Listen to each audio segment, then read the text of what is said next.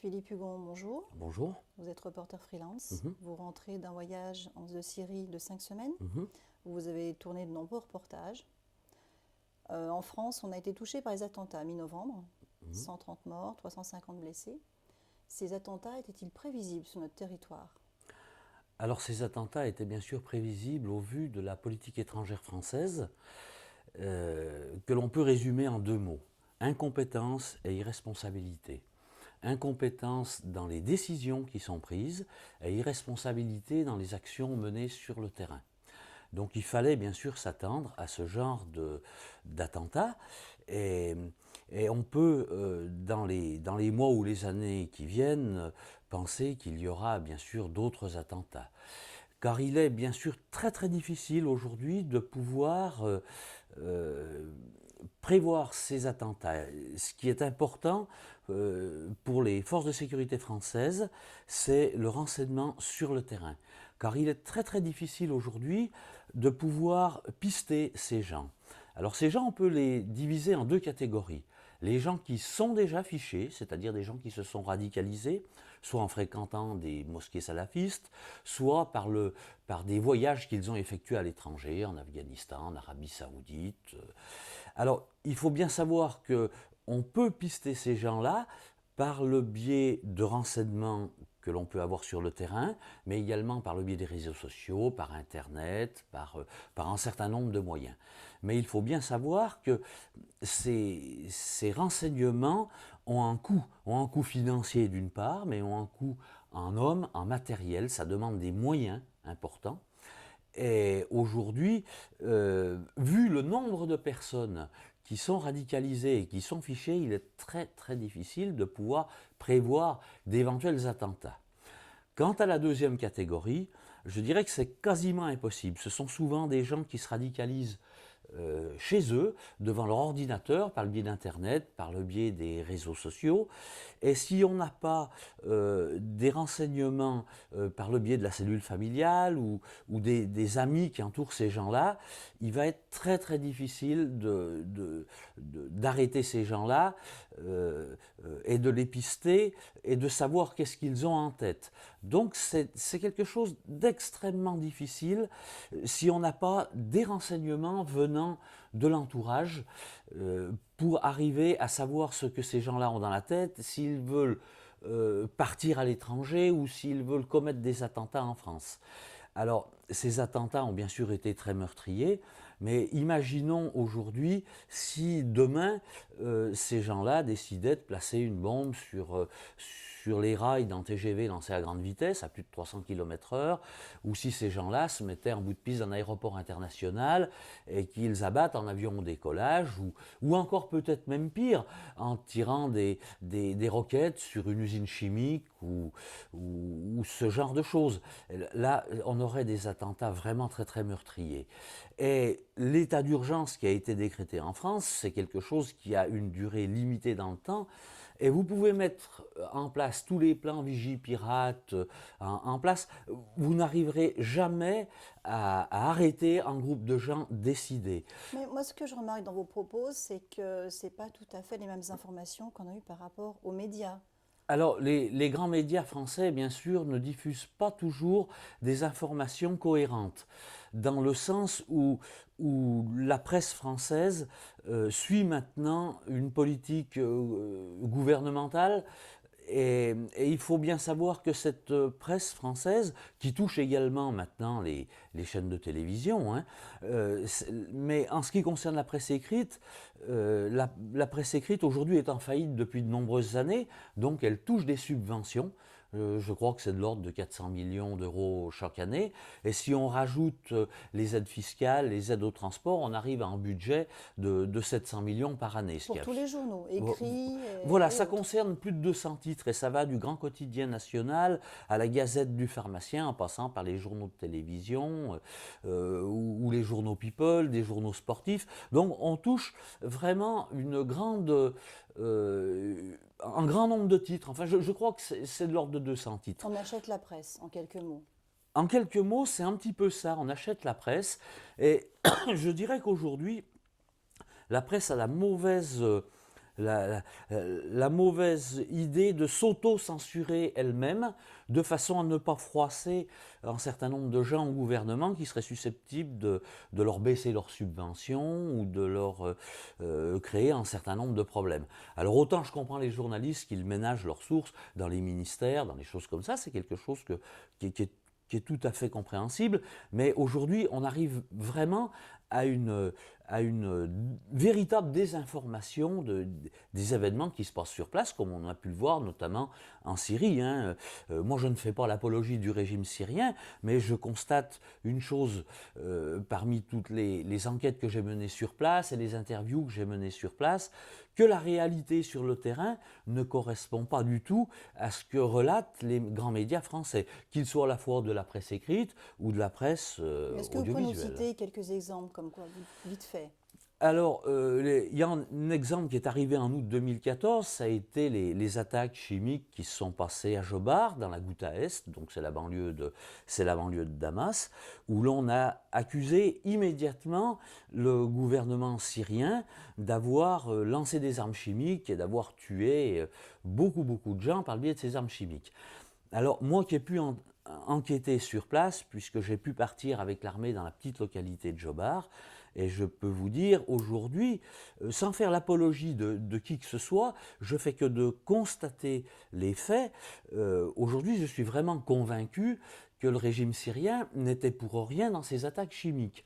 Je pense d'ailleurs que dans une dizaine d'années, on annoncera officiellement à la télévision et dans les journaux que le gouvernement n'y était pour rien dans cette attaque chimique. Donc il y a vraiment une très grande désinformation, d'autant plus que quand l'information et ces attaques chimiques ont eu lieu, je n'ai pas vu un seul média français, que ce soit dans la presse écrite ou la presse audiovisuelle, mettre un point d'interrogation sur les responsables de cette attaque chimique. Alors qu'on sait qu'il y avait dans cette attaque chimique beaucoup d'incohérences. Hein. Une visite de longue date était prévue par les enquêteurs de l'ONU qui sont arrivés 3 jours après. Il y avait des enfants qui avaient été enlevés dans la banlieue de l'attaqué et qui étaient là, qui étaient présents également, qui sont morts d'ailleurs. Mais il y avait également des familles de djihadistes. Donc, sincèrement, dans cet exemple précis, c'est vraiment un véritable exemple de désinformation. Ça a été le cas de Colin Powell, qui a dénoncé à l'ONU avec une petite fiole de produits chimiques, où il a fait d'ailleurs rire beaucoup de gens avec cette anecdote. Hein. On sait aujourd'hui que le régime de Saddam Hussein, enfin le régime irakien, ne fabriquait pas d'armes de destruction massive. Aujourd'hui, c'est avéré, tout le monde le reconnaît. Donc et malgré que ce soit dénoncé aujourd'hui, on sent une grande indifférence de la part des gens face à cette vérité qui sort 10 ans après. Revenons, si vous le permettez, à ces attentats en France. Oui. Qu'est-ce que ça a permis au niveau, je dirais, du gouvernement, au niveau des lois? Il y a eu quand même des changements depuis, des changements assez radicaux, assez rapides. Bien sûr, parce qu'en fait, cet état d'urgence qui a été déclenché, ça a été fait surtout pour rassurer la population française et effrayer les pickpockets, puisqu'on n'arrêtera pas les gens en mettant en état d'urgence. Alors, bien sûr, ce que l'état d'urgence... les conséquences de cet état d'urgence, c'est que le gouvernement français, mais également un certain nombre de gouvernements en Europe, ont proposé un certain nombre de projets de loi qui touchent à nos libertés. Alors ces projets de loi, puisque j'ai lu dernièrement que la France envisageait de créer un camp du style de Guantanamo, comme les Américains l'ont fait, et surtout c'est des lois pré-crime, c'est-à-dire qu'on va pouvoir mettre en détention provisoire ou mettre sous surveillance des gens qui n'ont commis aucun délit. Alors, sur un plan éthique, pour nos libertés individuelles, c'est vraiment très très grave. Et ce que je trouve assez hallucinant, c'est que finalement, parmi la population française, eh bien, je ne vois pas beaucoup de politiciens ou d'associations françaises dénoncer ces problèmes qui touchent aux libertés individuelles, au fondement même de notre démocratie. Si je résume en quelques mots, on est bien en France, on a tout ce qu'il faut, on vit correctement, la France a peur, on les rassure par des lois, ça passe. Ça passe. Ça passe. On a pu voir notamment dans l'affaire de Charlie qui s'est passée en début d'année en France. On a fait descendre 4 millions de gens dans les rues pour manifester et parler de liberté et de choses comme ça. Aujourd'hui, on n'en parle plus. Moi, j'ai l'impression que beaucoup de gens dans la population française sont prêts à abandonner leur liberté Pour avoir une certaine sécurité. pour avoir une certaine sécurité. Mais ce qui est important de savoir, c'est que ces lois ne vont pas toucher seulement des terroristes islamistes, ça va toucher également des syndicalistes, des communistes, Les gens qui défendent à la base quand même. voilà, des philosophes, des journalistes, ça va englober un certain nombre de gens et on pourra mettre en garde à vue ou en détention provisoire des gens qui n'ont commis aucun délit. Donc on touche vraiment aux libertés individuelles et à la démocratie. Alors est-ce qu'aujourd'hui les Français ont vraiment envie de démocratie? C'est vraiment à se poser la question. Pour les Français, ils sont en démocratie. Pour les Ils restent en Français, ils sont en démocratie dès l'instant où ils ont la possibilité d'aller voter. Mais voter pour qui? Puisqu'en fait, Nicolas Sarkozy est quand même à la base de la guerre en Libye, qui a fait 160 000 morts. Et cette guerre a ramené la Libye à l'âge de la boue. François Hollande est directement responsable de 240 000 morts en Syrie, puisqu'il a reconnu officiellement une opposition syrienne qui n'existe pas, puisque j'ai pu me rendre dans toute la Syrie, j'ai interviewé des gens, j'ai enquêté sur place, et ces gens de l'opposition syrienne, en Syrie, personne ne les connaît. Donc le gouvernement français a donné une légitimité et une surface politique à des marionnettes de l'Occident qu'il voudrait installer, notamment en Syrie, mais également dans plusieurs autres pays. Tout ça pour répondre aux intérêts géostratégiques de l'Occident. On est encore dans une politique colonialiste du Moyen-Orient, d'où les problèmes que l'on a aujourd'hui avec ce terrorisme latent. Et pour conclure à tout ça, est-ce que le terrorisme va perdurer dans le temps, dans notre pays ou dans le monde occidental? Oui, puisque ce terrorisme va perdurer dans le temps, puisqu'on fabrique continuellement de nouvelles générations de terroristes. Alors, on peut prendre par exemple le cas de Barack Obama, qui a été prix Nobel de la paix, rappelons-le. Et Barack Obama est le premier président aux États-Unis à utiliser d'une façon intense les drones. Quand on sait que les drones tuent 96% des gens qui sont tués sont des innocents.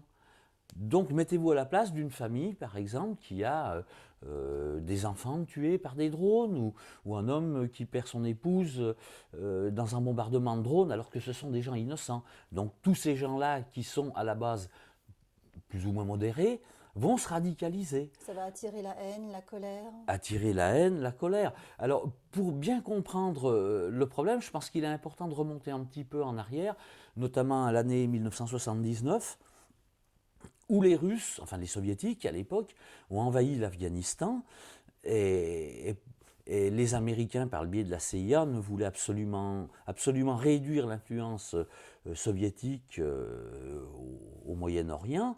La CIA a créé un groupe que tout le monde connaît aujourd'hui, c'est le groupe Al-Qaïda, et la CIA les a formés, les a armés, l'Arabie Saoudite a apporté un financement absolument incroyable. Alors ce groupe au départ était fait pour fédérer la résistance afghane contre les Russes. Ça a d'ailleurs très bien marché puisque 10 ans plus tard les Russes ont quitté l'Afghanistan et qu'est-ce qu'il est arrivé au pouvoir en Afghanistan? C'est les talibans. Les talibans sont arrivés au pouvoir avec la bénédiction des Américains et de la CIA. Il est vrai qu'à l'époque, la compagnie Unocal américaine, qui fabrique notamment des périphériques pétroliers, voulait faire traverser l'Afghanistan, enfin la construction d'un pipeline en Afghanistan qui traversait le pays. Les talibans, après, bien sûr, ont refusé la construction de ce pipeline et ce sont devenus les talibans, du jour au lendemain, la bête noire des États-Unis, alors qu'on les tolérait et on tolérait tous leurs assassinats, toutes leurs tortures, toutes leurs exactions. Ça correspondait aux intérêts géostratégiques américains, donc on ne disait rien. Et la CIA a très vite compris l'intérêt d'utiliser ces groupes terroristes un peu de partout au Moyen-Orient pour déstabiliser, pour changer des régimes et installer des dirigeants qui sont des marionnettes du monde occidental. Hein. Il faut savoir par exemple que la Syrie avait une dette extérieure nulle avant la guerre. Et que 6 mois avant que commencent les événements en Syrie, il y avait en Syrie un certain nombre d'ONG, qui sont en fait que des officines de la CIA, puisque Bachar al-Assad avait décidé d'engager un grand programme de réforme. Et ces officines sont venues noyauter la Syrie. Et les États-Unis, et la CIA notamment, avaient fait venir sur le terrain en Syrie 6000 mercenaires, hein, qui dépendaient notamment de la société Blackwater, qui est plus connue sous le nom, je crois, aujourd'hui d'Academy, qui est une filiale de Monsanto, et dont Bill Gates, président de Microsoft, a de gros intérêts aujourd'hui chez Monsanto. Donc on peut se poser un petit peu les questions de savoir les zones d'influence, et si on prend le cas par exemple de la Syrie, on s'aperçoit que les zones de combat correspondent aux zones géographiques où devait passer un gazoduc qatari qui devait relier la Méditerranée. Donc on est en droit de se poser la question aujourd'hui, après 240 000 morts, je crois, aujourd'hui en Syrie, qu'on ne tient pas vraiment compte de la vie humaine et du respect de ces pays, de la politique et du développement de ces pays qui ne peuvent pas connaître le même développement que nous, on a en Europe. Il faut laisser le temps au temps. Et qu'on continue d'avoir cette ingérence. Mais les Français sont au courant de tout ça, ou est-ce qu'ils se voilent la face? Est-ce qu'ils ne veulent pas voir ce qui se passe? Par une facilité de vie, par...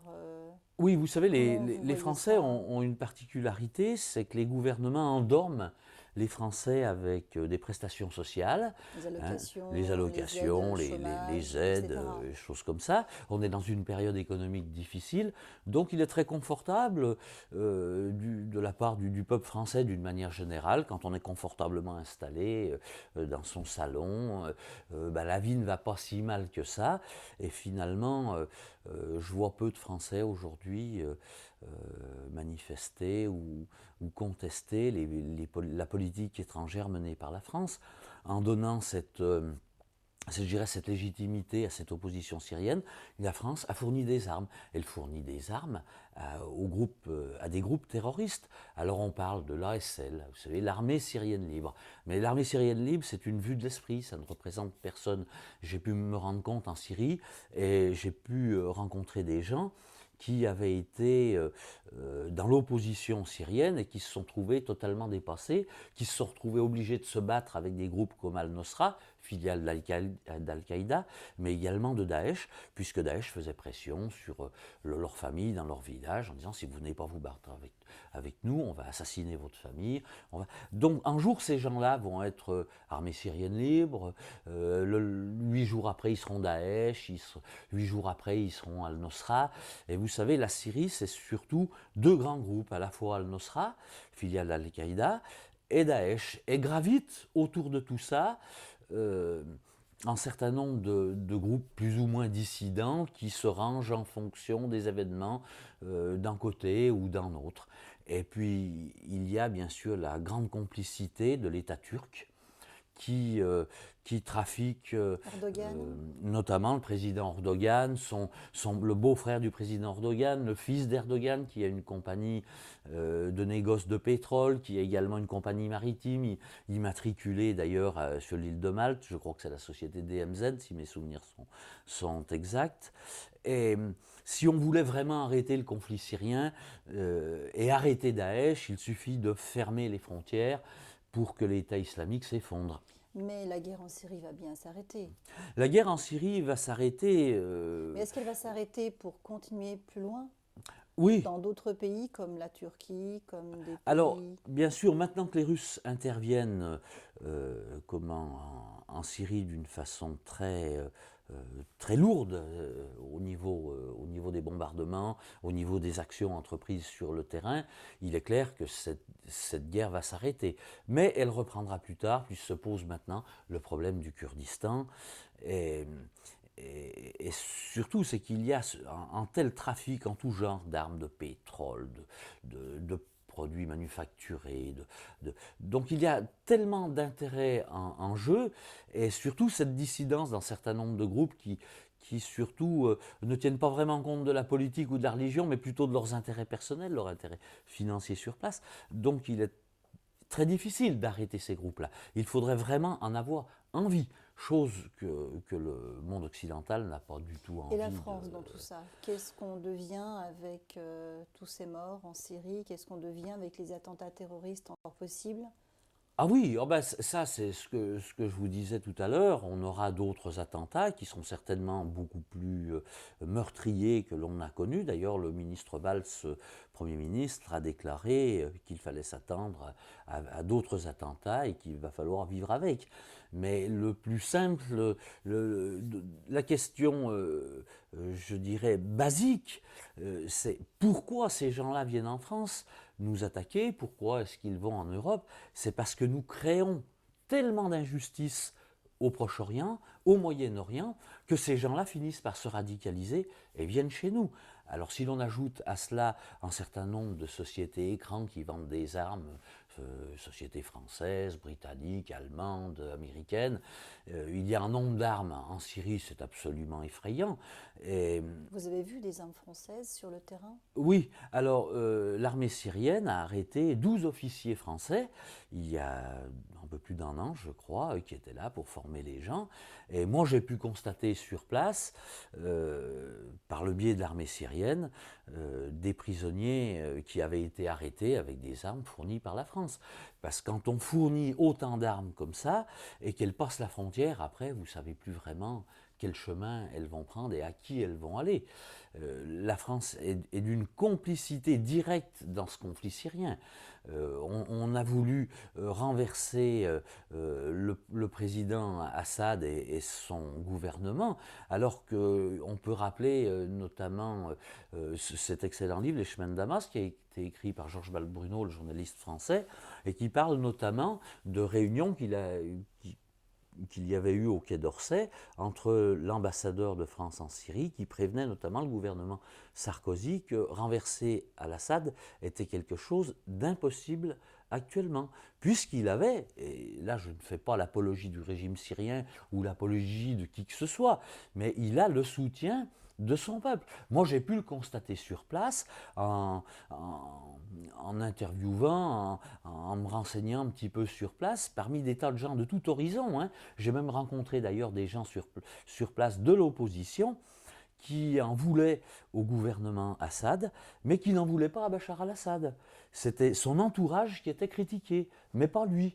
Donc, cet ambassadeur français en Syrie avait prévenu le Quai d'Orsay en disant le gouvernement syrien, le président Assad ne tombera pas comme ça. On n'est pas dans le cas de la Libye ou de la Tunisie où là, ce n'était pas possible d'envisager de... Et pourtant, la France y est allée. On a un gouvernement qui est absolument irresponsable dans ses décisions, dans ses actions sur place, ce qui fait qu'aujourd'hui, on a quand même un véritable chaos en Syrie. Moi, j'ai pu me rendre compte notamment la destruction systématique de l'outil économique. On sent vraiment qu'il y avait la détermination à détruire l'outil économique de la Syrie.